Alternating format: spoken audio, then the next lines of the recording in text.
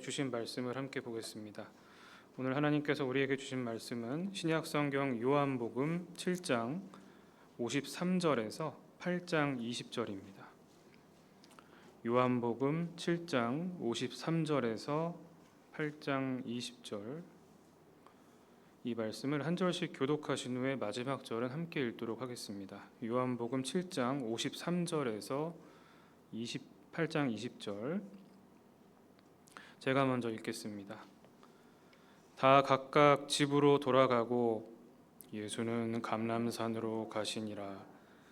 아침에 다시 성전으로 들어오시니 백성이 다 나아오는지라 앉으사 그들을 가르치시더니 서기관들과 바리새인들이 음행 중에 잡힌 여자를 끌고 와서 가운데 세우고 예수께 말하되 선생이여, 이 여자가 간음하다가 현장에서 잡혔나이다. 모세는 율법에 이러한 여자를 돌로 치라 명하였거니와 선생은 어떻게 말하겠나이까. 그들이 이렇게 말함은 고발할 조건을 얻고자 하여 예수를 시험함이러라. 예수께서 몸을 굽히사 손가락으로 땅에 쓰시니 그들이 묻기를 맞이 아니하는지라. 이에 일어나 이르시되 너희 중에 죄 없는 자가 먼저 돌로 치라 하시고 다시 몸을 굽혀 손가락으로 땅에 쓰시니 그들이 이 말씀을 듣고 양심의 가책을 느껴 어른으로 시작하여 젊은이까지 하나씩 나가고 오직 예수와 그 가운데 섰는 여자만 남았더라. 예수께서 일어나사 여자 외에 아무도 없는 것을 보시고 이르시되 여자여, 너를 고발하던 그들이 어디 있느냐? 너를 정죄한 자가 없느냐? 대답하되 주여 없나이다. 예수께서 이르시되 나도 너를 정죄하지 아니하노니 가서 다시는 죄를 범하지 말라 하시니라. 예수께서 또 말씀하여 이르시되 나는 세상의 빛이니 나를 따르는 자는 어둠에 다니지 아니하고 생명의 빛을 얻으리라. 바리새인들이 이르되 내가 너를 위하여 증언하니 내 증언은 참되지 아니하도다. 예수께서 대답하여 이르시되 내가 나를 위하여 증언하여도 내 증언이 참되니 나는 내가 어디서 오며 어디로 가는 것을 알거니와 너희는 내가 어디서 오며 어디로 가는 것을 알지 못하느니라. 너희는 육체를 따라 판단하나 나는 아무도 판단하지 아니하노라. 만일 내가 판단하여도 내 판단이 참되니 이는 내가 혼자 있는 것이 아니요 나를 보내신 이가 나와 함께 계심이라. 너희 율법에도 두 사람의 증언이 참되다 기록되었으니 내가 나를 위하여 증언하는 자가 되고 나를 보내신 아버지도 나를 위하여 증언하시느니라. 이에 그들이 묻되 내 아버지가 어디 있느냐? 예수께서 대답하시되 너희는 나를 알지 못하고 내 아버지도 알지 못하는도다. 나를 알았더라면 내 아버지도 알았으리라. 함께 읽겠습니다. 이 말씀은 성전에서 가르치실 때의 헌금함 앞에서 하셨으나 잡는 사람이 없으니 이는 그의 때가 아직 이르지 아니하였음이러라. 아멘. 이 시간 하나님께서 말씀을 통해 이곳에 모인 우리 모두를 만나 주십니다. 겸손히 귀를 기울여 살아계신 하나님의 음성을 잘 듣고 그분의 뜻에 순종하여 살아가는 복된 우리 모두가 되기를 기대합니다. 지난 수요일부터 사순절 기간이 시작이 되었습니다. 이 사순절 기간 동안 그리스도인들은 예수님의 존재 그리고 예수님께서 하신 일을 깊이 묵상하곤 합니다. 특별히 예수님께서 보이신 그 고난, 그 십자가 죽음의 의미에 대해서 깊이 묵상하고 그 은혜에 감사하는 그런 기간이기도 합니다. 그러면서 거기에 멈추지 않고 더 나아가서 우리에게 크신 은혜를 베푸신 그 예수님의 사랑을 떠올리며 우리들도 어떻게든 예수님처럼 살아야 된다. 이것을 각성하고 결단하고 성경에서 알려주는 여러 가지 길들을 통해 예수님처럼 살아가고자 몸부림치는 그런 기간입니다. 그래서 이 사순절 기간은 우리들에게 어쩌면 거룩한 부담감을 주는 그런 기간이기도 합니다.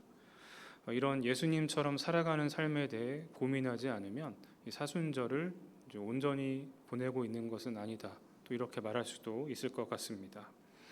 그런 점에서 이 사순절 기간을 보내는 동안 우리는 예수님처럼 내가 어떻게 살 것인가, 예수님은 왜 십자가에서 돌아가셨을까? 더 나아가선 예수님은 누구신가?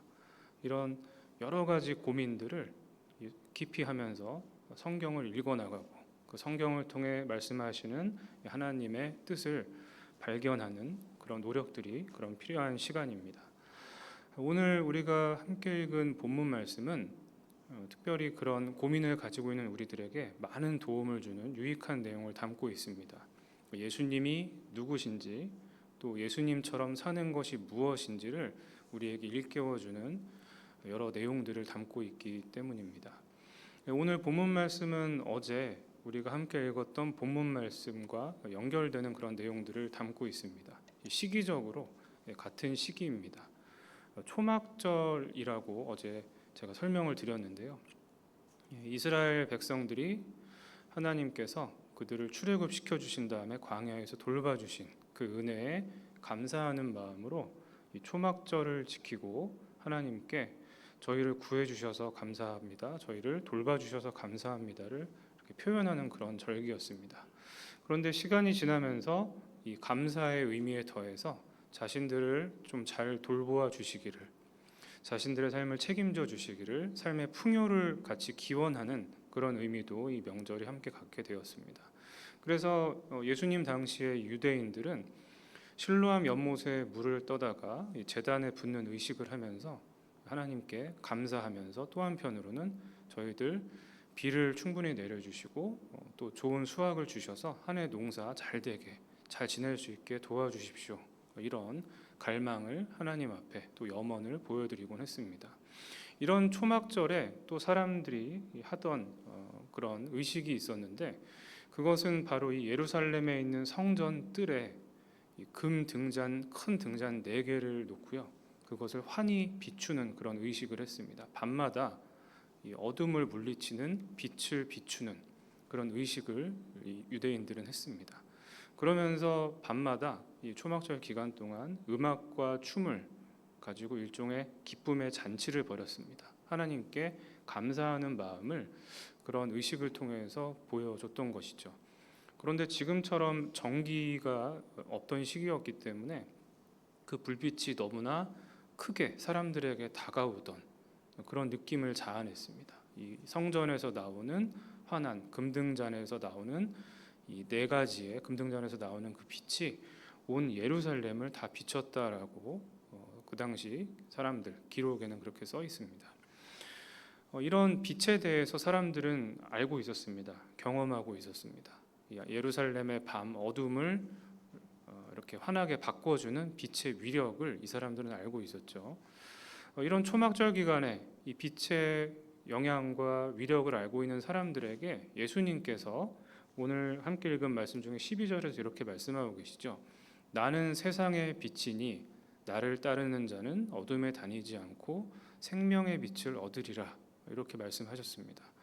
그러니까 사람들은 이 예수님의 말씀을 듣고서 직관적으로 느꼈을 겁니다. 어둠, 예루살렘의 어둠을 몰아내는 이 빛, 이걸 내가 봤는데 이분은 자기 자신을 어둠에 다니지 않고 어둠과 대비되는 빛으로 자기 자신을 동일시해서 설명하고 있구나. 이것을 사람들은 바로 이제 느꼈겠죠. 예수님은 이렇게 자신은 세상의 빛이다, 이렇게 말씀하시고 나를 따르는 자, 나를 믿는 자는 그 대가로, 그 보상으로 생명의 빛을 얻을 것이다, 이렇게 말씀을 하셨습니다. 이 말씀을 좀 깊이 풀어보면 예수님은 어둠과 대비되는 그런 존재이시고, 그래서 어둠으로 상징되는 이 죄의 세력을 몰아내고 사람들에게 이 생명, 새 생명을 허락해 주신다, 이런 예수님의 어떤 사역의 모습을 여기서 암시하고 있는 것이라 볼 수가 있습니다. 예수님께서 이렇게 말씀하시자 어떤 사람들은 그렇구나 하고 받아들이지만 또 강한 반대에 부딪히기도 했습니다. 예수님을 계속 이렇게 좋지 않게 보던 바리새인들이 당신이 지금 한 얘기는 이게 신뢰가 가지 않고 신빙성이 없다. 왜냐하면 다른 사람이 당신에 대해서 그렇게 설명한 것이 아니라 당신 스스로 당신 자신을 이 어둠과 대비되는 빛이라고 얘기했기 때문에 당신 혼자 그렇게 자기 자신을 포장하는 거 아니냐, 이런 식으로 말을 한 거죠. 그러니까 예수님께서 하신 말씀이 이렇게 근거가 없다라는 겁니다. 다른 사람이 얘기해주면 저 사람이 저렇게 얘기하는 거 보니까 저 사람은 그런 사람이구나 생각할 수 있지만 자기가 자기 자신을 그렇게 얘기하니까 뭐 그게 신뢰가 갈 만한 얘기가 아니다. 뭐 이런 논리였습니다. 이 지적을 들은 예수님은 반박을 하셨습니다. 예수님이 하신 말씀 믿을 만한 말씀이고 또 사실이다, 진리이다. 이것을 이렇게 논박을 하신 것이죠. 율법을 그 바리새인들이 신뢰하고 있는 율법을 근거로 삼아서 예수님은 말씀을 하셨습니다. 구약 성경 율법이 쓰여지게 된 주어지게 된 이 구약 성경 시대에 이스라엘 사람들에게 중요한 일 중에 하나가 이 재판이었습니다. 이 재판에 있어서 중요한 것은 증거죠. 그 사람의 어떤 잘못 여부를 판가름하기 위해서 증거가 중요했습니다. 그런데 과학 기술이 발전하지 않은 그런 시기이기 때문에 이 증거가 이게 객관성이 있느냐, 신뢰성이 있느냐 이거를 담보하기가 어려운 그런 시대였죠. 그래서 가장 중요한 증거는 이 목격자 내지는 관련자의 그런 증언이었습니다. 증언이 절대적인 위력을 발휘했는데 이 증언을 위증할 가능성이 있죠. 어떤 마음을 품고서 거짓말을 한다든지 다른 말을 할 수도 있고 음해할 수도 있고요. 이렇기 때문에 이 율법에 따르면 신명기 19장 15절에 따르면 한 사람만의 증언으로 그 내용을 진짜로 보거나 뭐 이제 그것을 믿으면 안 된다. 이런 식의 이야기들이 써 있습니다. 한 사람만의 증언으로 판결을 하면 안 되고 그 증언이 효력이 있는 것이 아니고 두세 사람의 증언이 있어야 그것이 증언으로 효력을 발휘한다는 얘기입니다. 그래서 예수님은 이 율법 이야기를 이제 근거로 삼으시면서 얘기하시는 거죠. 내가 지금 한 얘기는 그냥 나 혼자 한 얘기가 아니고 두 명이 증언한 얘기이기 때문에 이것은 율법에 따라서 신뢰를 해야 되는 그런 얘기다. 이제 이렇게 논박을 하셨습니다. 그래서 예수님은 내가 세상의 빛이라고 말을 했고 또 한 명이 내가 세상의 빛이라는 것을 인정하고 있고 또 그렇게 증언하고 있다. 그 나머지 한 명은 바로 나의 아버지, 나를 이 땅에 보내신 나의 아버지다. 바로 이제 하나님을 암시하고 있는 것이죠. 그래서 예수님은 이런 그 논증을 통해서 자신이 이 세상의 빛이라는 사실 이게 진짜다라고 사람들 앞에서 특별히 바리새인들과의 논쟁을 통해서 설명을 하신 것입니다. 예수님이 말씀하신 이 세상의 빛, 예수님은 이 세상의 빛을 따르면 생명의 빛을 얻게 된다고 말씀하셨습니다. 다시 말해서 생명을 얻게 된다고 말씀을 하신 것인데요. 이 생명이 가지고 있는 의미를 조금 더 우리가 깊이 생각해 볼 필요가 있습니다. 이 생명은 다시 말하면 이 새로운 기회라고 바꾸어 볼 수가 있습니다. 그래서 예수님은 세상의 빛으로서 사람들에게 예수님을 따르는 사람들에게 새로운 기회를 주시는 분이다. 이렇게 우리가 바꿔서 이해해 볼 수가 있습니다. 새로운 기회를 주시는 예수님의 모습, 지금 말씀드린 세상의 빛이라는 예수님의 말씀 직전에 나온 그 이야기 속에서 예수님의 이 말의 뜻이 다시 한번 구체적으로 설명이 되어 있습니다. 요한복음 7장 53절 이하 이 이야기 너무나 유명한 이야기죠.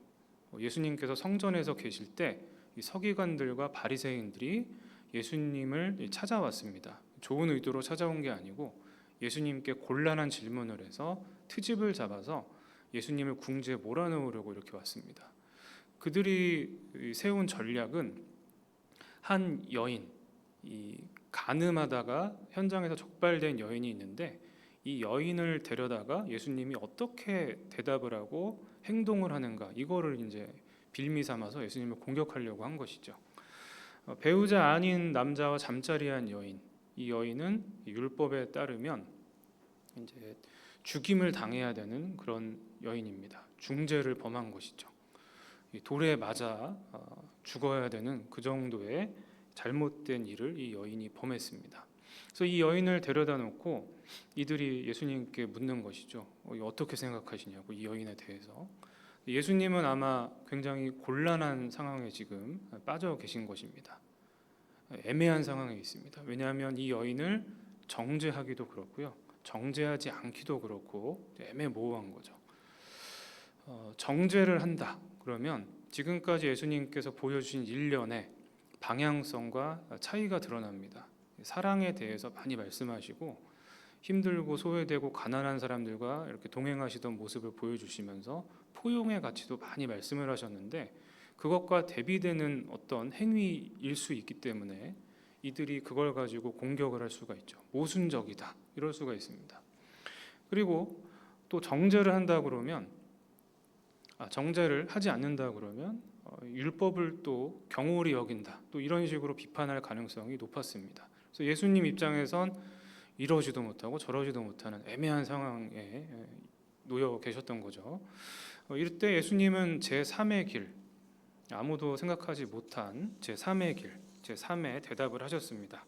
그것은 그들 중에 죄를 짓지 않은 사람, 죄 없는 사람이 그 여인을 정죄하고 돌로 쳐라. 이제 이런 말씀을 하신 것이죠.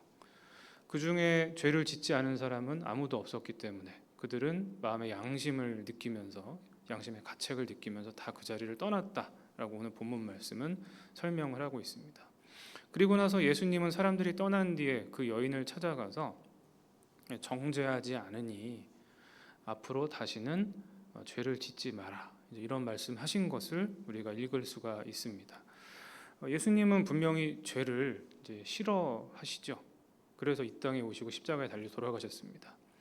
그런데 사람들 앞에서 이 여인의 그 허물을 드러내진 않으시고 죄는 싫어하시지만 드러내진 않으시고 마지막에 다시는 내가 싫어하는 그 죄를 짓지 마라 이렇게 말씀을 하신 것입니다.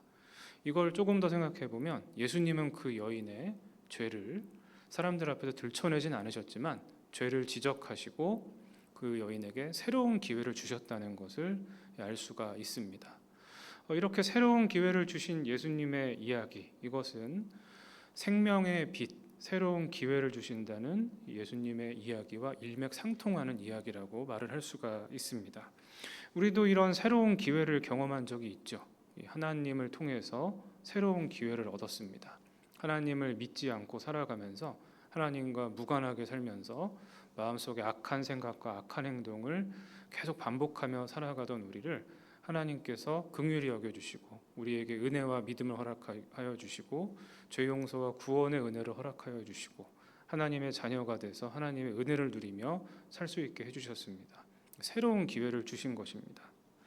그런 우리에게 필요한 것은 우리가 경험한 이 새로운 기회, 생명의 빛, 하나님의 사랑, 이것을 다른 사람들도 간접적으로 느낄 수 있도록 노력을 해야 된다는 겁니다.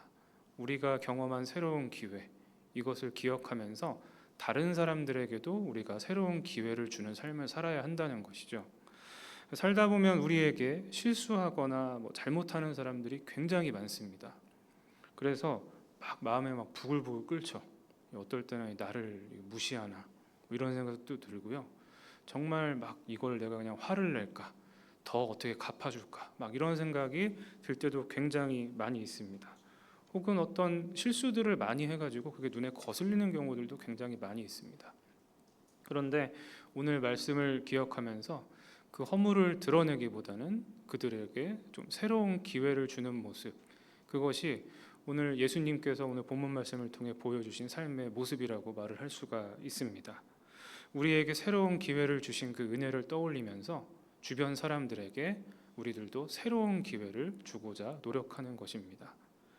오늘 하나님께서 사순절 기간 동안 우리가 따라야 할 예수님의 모습이 무엇인지 알려주셨습니다. 들려주신 말씀처럼 우리에게 새로운 기회를 주신 그 은혜를 기억하며 주변 사람들에게 새로운 기회를 주고자 애쓰는 우리들, 그것을 통해 예수님처럼 살아가는 귀하고 복된 우리 모두가 되기를 주님의 이름으로 축원합니다. 아멘. 주신 말씀 기억하며 제가 기도하도록 하겠습니다. 하나님, 오늘 새벽 기도에 불러주시고 귀한 말씀을 듣게 하심에 감사드립니다. 들려주신 말씀처럼 저희에게 새로운 기회를 주신 그 은혜를 기억하며 주변 사람들에게 새로운 기회를 주는 저희가 되게 하여 주시옵소서. 그것을 통해 예수님을 따라 살아가는 복된 저희 모두가 되게 하여 주시옵소서. 특별히 바라옵기는 하나님께서 이곳에 모인 저희 모두를 굽어 살펴 주시사 건강하고 평안하게 오늘 하루의 삶을 살게 하여 주시옵소서. 예수님의 이름으로 기도드립니다. 아멘.